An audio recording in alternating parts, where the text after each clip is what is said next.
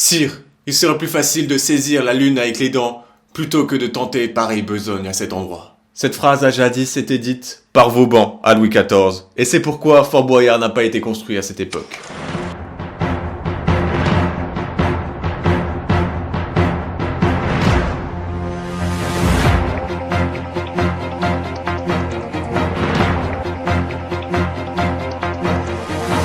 Bonjour tout le monde. Oui, j'ai dit bonjour tout le monde comme ça, voilà, rapide.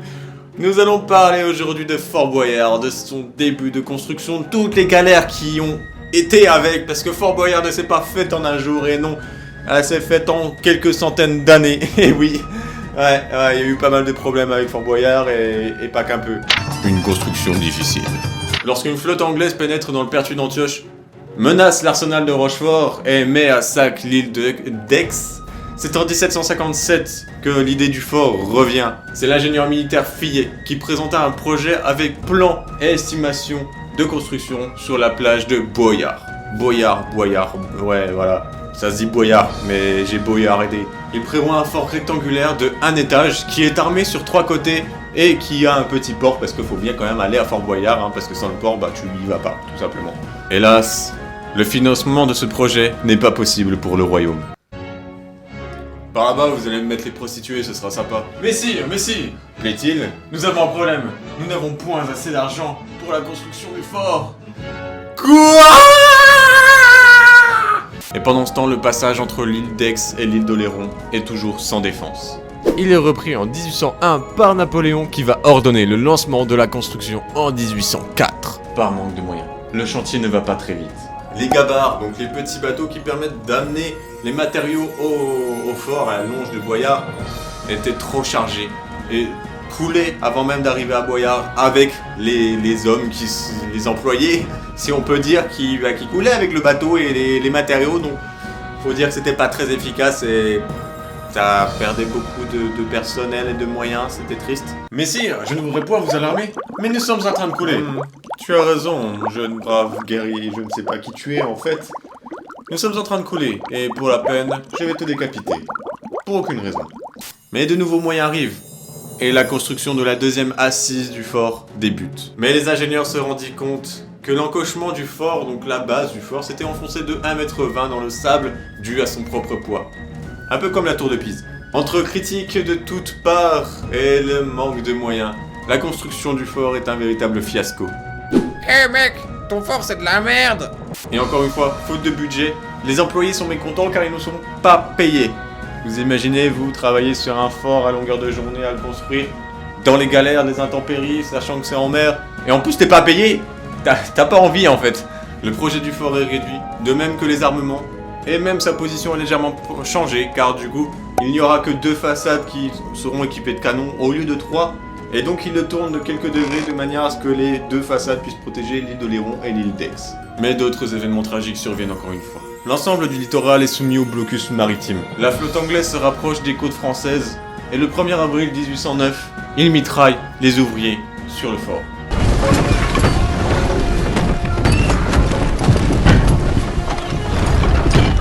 Ça n'a rien de personnel, Jack. Dites-vous que c'est de bonne guerre. Le chantier est suspendu, et tout le monde rentre à Rochefort pour protéger l'arsenal. La construction du fort est abandonnée, et pourtant, depuis 1804, ce sont déjà 3,5 millions de francs, d'anciens francs, en tout cas français, qui ont été dépensés.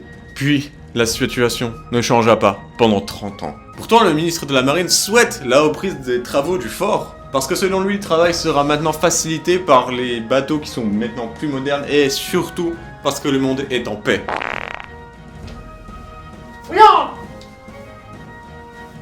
L'enrochement.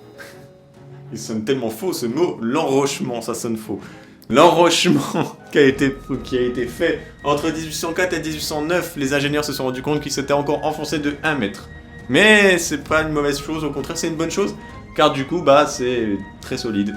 Ça s'est enfoncé d'1 mètre, on est sûr que ça ne s'enfonce pas plus, et il est devenu plus solide parce que du coup c'est la terre le sable qui le maintient plus qu'autre chose. Le gouvernement débloque 4 millions de francs sur 4 ans. Les travaux reprennent rapidement, et sur l'île d'Oléron, on répare les bâtiments qui servent aux ouvriers pour qu'ils puissent rentrer et dormir et se reposer et Se masturber aussi, j'imagine que voilà, faut bien se masturber de temps en temps. Des crédits nécessaires ont été débloqués, même si on se rend compte que depuis 30 ans, la métallurgie et l'artillerie ont nettement progressé. Et donc, est-ce que le fort sera encore efficace? Est-ce que c'est encore nécessaire de construire ce fort? Est-ce qu'il sera suffisamment solide? On se pose ces questions, mais la construction du fort continue. Le 6 février 1866, le procès verbal d'achèvement du Fort Boyard est signé. La bâtisse est protégée des vagues, il est possible d'y accoster. La bâtisse peut enfin prendre son rôle de base, c'est-à-dire protéger le passage entre l'île d'Aix et l'île d'Oléron. Vous pouvez aussi, si vous en avez l'envie, cliquer sur le bouton s'abonner si vous n'êtes toujours pas abonné, avec la petite cloche qui va avec. Également, cliquez sur le bouton j'aime si vous aimez la vidéo. Voilà, j'ai changé de t-shirt, oui, ce sont des choses qui arrivent, voyez-vous. Il ne faut pas attendre longtemps pour qu'on se rende compte que Fort Boyard est inutile. Et oui, parce que les progrès techniques font que Fort Boyard est inutile. Cela fait déjà bien quelques années que les canons de l'île d'Aix et l'île d'Oléron ont évolué et donc sont capables de tirer à une distance suffisante pour qu'il n'y ait pas d'espace au milieu. Donc du coup en fait le Fort Boyard qui était censé protéger l'espace où les canons ne pouvaient pas tirer, et finalement les canons peuvent tirer jusque là tellement ça a pris longtemps pour construire. Voilà, les canons sont trop efficaces et Fort Boyard pas assez finalement. Du coup l'inutilité de Fort Boyard se confirme et il ne recevra pas les 74 canons qui étaient prévus au départ. Dis-moi, noble travailleur, pourquoi avons-nous construit ce fort qui a coûté des millions de francs, alors qu'il ne sert strictement à rien? Mais enfin, messire, c'est vous qui avez proposé de le construire. Ce fort était censé protéger l'île d'Aix et l'île d'Oléron. Mais je vois. Pour la peine, on va très certainement te couper la tête. Ouais, ça me semble que ce serait une bonne idée. Cependant, pour ne pas montrer l'échec du projet, bien qu'il est très visible qu'il y a un échec, pour ne pas montrer l'échec, on lui offrira 30 canons très vieux qui sont quasiment inutiles. Ils sont pas très forts, ils vont pas loin et on s'en servira jamais non plus d'ailleurs. Après plusieurs années d'abandon, il faut bien qu'on trouve une utilité à ce fort qui a coûté quand même près de 8 millions de francs. Donc inutile pour la défense, notre cher Fort Boyard doit trouver quelque chose d'utile à pouvoir faire. Et qu'est-ce que ce sera donc en premier lieu? C'est donc un rôle de prison que le fort obtiendra très rapidement. La période prison pour Fort Boyard ne durera point longtemps. Tous les détenus sont partis, mais la marine garde quand même le Rochefort, j'allais dire. Vous voulez un peu de Roquefort également aussi avec? Non, je ne pense pas, à moins que vous aimiez le Roquefort. Le Roquefort c'est pas un mauvais fromage, ça pue énormément, c'est sûr, mais bon, voilà, il y a absolument aucun rapport avec Fort Boyard, donc on peut pas faire un Fort Boyard de Roquefort. Vous vous rendez compte quand même du travail que ce serait? Non, bon, voilà. Donc la marine occupe encore Fort Boyard dans le cadre d'une défense passive. Donc ils se font chier, tout simplement. Pour être franc, voilà, une défense passive, juste tu attends et tu fais rien. C'est un peu comme gardien de phare. Tu attends, tu fais pas grand chose, tu fais des visites. C'est sympa, tu fais quand même des visites, t'es nourri, blanchi. En vrai c'est sympa, gardien de phare.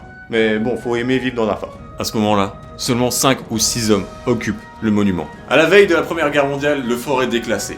C'est-à-dire qu'on peut l'exploser si on veut. Les travaux sont donc arrêtés, et les derniers occupants se font la malle et rentrent tranquillement chez eux. Enfin, tranquillement, je sais pas. Voilà quoi. Peut-être qu'ils avaient pas envie de revoir leur femme. Mais le fort doit être débarrassé de ces derniers vestiges, notamment les canons qui ont déjà 10 ans d'âge. Voilà.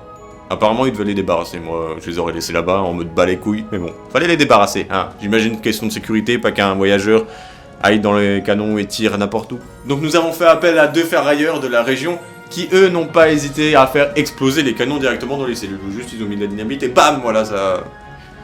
C'est radical. Bon, vous allez me mettre quelques kilos de dynamite dans chacun de ces canons et vous allez me les faire sauter pour qu'il ne reste plus rien. C'est le but de notre boulot et ça me fait une sacrée érection. Et il va sûrement nous rester quelques kilos de dynamite en trop parce que j'ai fait exprès. Et ce que vous allez faire avec cette dynamite qu'on a en trop, vous allez me la mettre bien profond dans le... Pendant la Seconde Guerre mondiale, rien ne s'arrange. Les Allemands ne prennent même pas la peine d'occuper Fort Boyard tellement ils le trouvent pas utile. Eh ouais. Moi-même, je me pose la question de pourquoi je fais des trucs comme ça. Mais que voulez-vous, ce sont des choses qui arrivent. La folie arrive à peu près tout le monde. Sinon, on n'est pas fou dans la vie, de toute façon, on se fait vite chier. Faut être fou dans la vie, soyez fous. En fait, les Allemands, au lieu de s'en servir du coup de base, en quelque sorte, ils auraient pu s'en servir comme base, comme château, ils s'en servent comme cible pour tester leurs canons. En fait, c'est une cible géante au milieu de l'océan, ils testent leurs canons, la visée, je sais pas, j'imagine le degré la puissance du vent avec leurs canons, tout ça. C'est une cible. Et de nos jours, le fût ainsi que la vigie sont encore impactés par ces tirs d'essai des Allemands. Mais par chance, le fort reçoit une petite compensation, avec une inscription au titre des monuments historiques, ce qui veut dire que nous ne pouvons plus l'abîmer.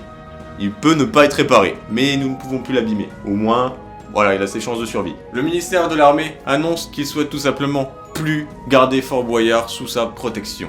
Il reste un monument historique, bien entendu, mais ça ne sera plus l'armée l'armée n'en veut plus tout simplement. C'est plus un fort, c'est plus un château, c'est plus une prison. Le fort est donc mis en vente au prix de 7500 francs. Je vous le rappelle, il a été construit pour un prix de 8 millions de francs. Le grand jour de vente de Fort Boyard arrive. Ils ont fait ça aux enchères. Ils annoncent donc le prix de départ à 7500 francs. Et ensuite, des acheteurs proposent plus en plus cher jusqu'à ce que un se propose un prix et que les autres ne puissent plus suivre. Donc, ce jour-là, nous avons que 2 acheteurs. Le combat va pas durer très longtemps. En acheteur, nous avons l'association Les Amis du Fort Boyard, qui a été créée quelques mois plus tôt, dans l'intention de protéger justement le Fort Boyard et de le rénover, le rendre plus beau et visitable tout simplement par des visiteurs en tout genre. Peut-être faire payer l'entrée, je ne sais pas. Ils voulaient le faire visiter et le rendre visitable, beau à voir, excitant pour certains. Si certains ont ce genre de fantasme, se masturber en regardant Fort Boyard, ce que j'aurais pu faire. Non.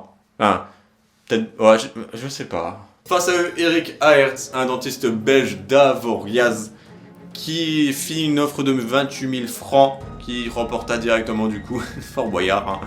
Nous avons l'association qui voulait le bien de Fort Boyard, et 28 000 francs, bam, dans ta gueule! Le fort tomba dans les mains de ce dentiste et devient aussitôt une propriété privée. On apprendra plus tard que ce dentiste en fait avait acheté Fort Boyard sur un coup de cœur, mais il a aucune idée de ce qu'il va en faire. Nous commençons les enchères avec 7500 francs pour Fort Boyard. 8000 francs. Nous avons 8000 francs pour le monsieur là-bas en petite tenue assez sexy. 28 000 francs, bande de fils de... Pour 28 000 nouveaux francs seulement, sans compter les frais, un homme s'est rendu acquéreur de 128 chambres à l'extinction de ce feu. Fort Boyard retrouve aujourd'hui un maître, mais ce qu'André Aerts en fera, nul ne le sait encore.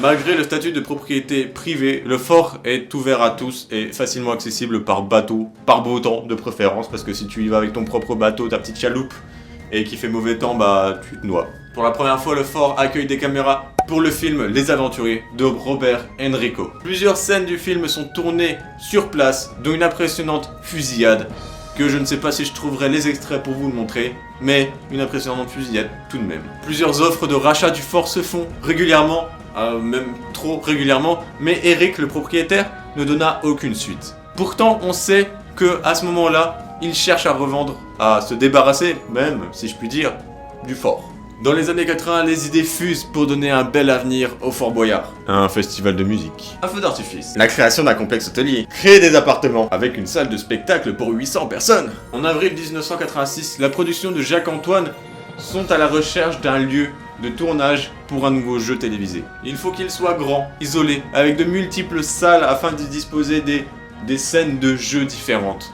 Le choix est vite fait, Fort Boyard a été choisi. Mais choisir le lieu de tournage est une chose aisée, l'acheter est beaucoup plus compliqué. Bien couvert à beaucoup de locaux et à beaucoup de touristes qui en faisaient leur terrain de jeu, le Fort Boyard appartient toujours à Eric. Après beaucoup de discussions, il accepta de le vendre à un prix de 1,5 million de francs. Après estimation des lourds travaux d'accès et de réhabilitation, Jacques-Antoine pensa qu'il était préférable de mettre en place un partenariat avec le conseil général du département de la Charente-Maritime. Il leur proposa donc de racheter Fort Boyard, donc Jacques-Antoine l'a acheté à 1,5 million de francs et leur venda le conseil général du département de la Charente-Maritime à 1 franc symbolique. Le but de l'opération est simple. Il leur donne le fort, en quelque sorte, il leur donne le fort, et en échange, ils s'en occupent, ils le réparent, ils financent toutes les réparations qui vont avec, et eux s'occupent de faire leur tournage tranquillement dans leur coin. Bon, je dis tranquillement dans leur coin, voilà, c'est quand même un sacré travail. Nous savons aujourd'hui que le département a dépensé 20 millions de francs dans les réparations, donc depuis le jour où ils l'ont obtenu en 1986 à aujourd'hui, 2021. Ça fait quand même pas mal de travaux. Hein. Le nettoyage et les gros aménagements sont en phase finale. Il est maintenant temps de placer les décors dans les cellules et de mettre en place tout ce qu'il faut pour les caméras, la vigie et le machin, le truc bidule. Je connais pas trop comment ça se passe dans le domaine du cinéma ou de la télévision en tout cas. Mais ça doit être un sacré bordel. Vous imaginez pas le bordel que c'est. Vous imaginez peut-être le bordel que c'est. Dans les années 90, le tournage du jeu télévisé Fort Boyard a vu le jour. On connaît aussi les personnages de Fort Boyard les plus connus. La Boule, le Père Fouras, Passe-Muraille, Passe-Partout. On les aime ces petits bonhommes quand même. Enfin je dis ces petits bonhommes, mais la Boule n'est pas vraiment un petit bonhomme. Le succès est tellement fou que même les émissions à travers le monde reprennent ce projet pour créer leur Fort Boyard à eux. Avec le même système, est-ce que... Après je sais pas, j'en ai jamais regardé. Mais est-ce qu'ils ont un fort aussi? J'imagine que certains ont repris l'histoire du fort aussi, hein, mais... C'est tellement fou que quand même ce fort a été construit en 1804 à la base pour protéger un lieu qui était incapable à protéger. Ils ont mis 30 ans à le construire, même au final plus que ça, hein, avec toutes les améliorations qu'il y a eu entre temps. C'est un truc de dingue pour qu'au final il finisse dans une émission qui sert même pas à son but de départ. C'est dingue. Et voilà, c'est la fin de cette vidéo. J'espère que vous avez aimé le sujet de Fort Boyard. Vous aimez Fort Boyard. J'espère que vous aimez Fort Boyard. Vous avez intérêt à aimer Fort Boyard, hein, sinon on va pas bien s'entendre. J'espère que vous êtes heureux de connaître l'histoire de Fort Boyard. Ce fort que beaucoup, et même voire tous les Français connaissent, peut-être pas tous, parce que du coup les petits jeunes de nos jours ne connaissent pas forcément. Mais il faut leur faire découvrir, découvrez-leur. C'est pas français ce que je viens de dire. Découvrez-leur, voilà. On va partir là-dessus. Allez, découvrez-leur. Sur ce, je vous dis bonne journée. Sur ce, je vous dis portez-vous bien et bisous sur une petite miche bien moelleux.